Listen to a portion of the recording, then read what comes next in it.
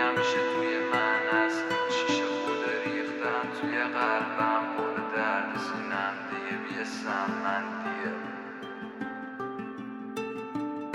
یادم میمونه زندگی لاشیه، من کاری نکردم باز رفتم توی حاشیه. یادم میمونه حرفای بابامو تو سرم میزد، میگفت ازم ناراضیه. رفیقی ندارم زدم قید همه رو، شدن دشمنم همشون توی سرمو. من زدم قید همه رو، هر شب پنیکم بیشتر از هر شب، نمونده اصابی واسه من توی مغزم.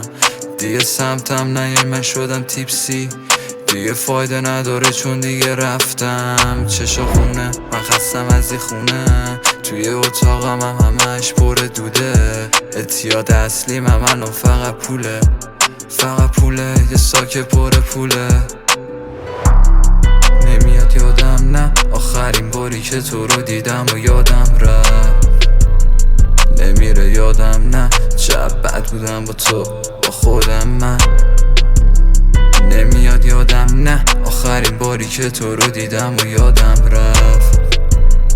نمیره یادم نه چقدر بد بودم با تو با خودم من. یه فاز منفی همیشه توی من هست، انگار شیشه خورده ریختم توی قلبم، پر درد سینم دیگه بیستم من دیگه توی سابق نمیشم نه. یه فاز منفی همیشه توی من هست، انگار شیشه خورده ریختم توی قلبم، پر درد سینم دیگه بیستم من دیگه توی سابق نمیشم نه.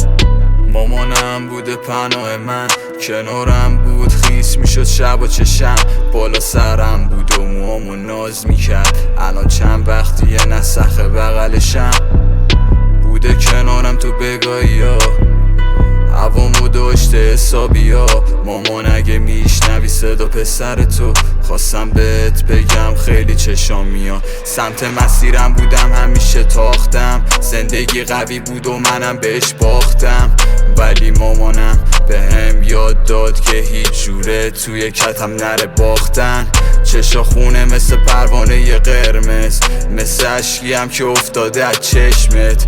دارم میرم سمت پنیکا من بیشتر، فکر کنم الان است بکنم سکته. یه فاز منفی همیشه توی من هست، انگار شیشه خورده ریختم توی قلبم، پر درد سینم دیگه بیستم من دیگه توی سابق نمیشم نه. یه فاز منفی همیشه توی من هست، انگار شیشه خورده ریختم توی قلبم، پر درد سینم دیگه بیستم من دیگه توی سابق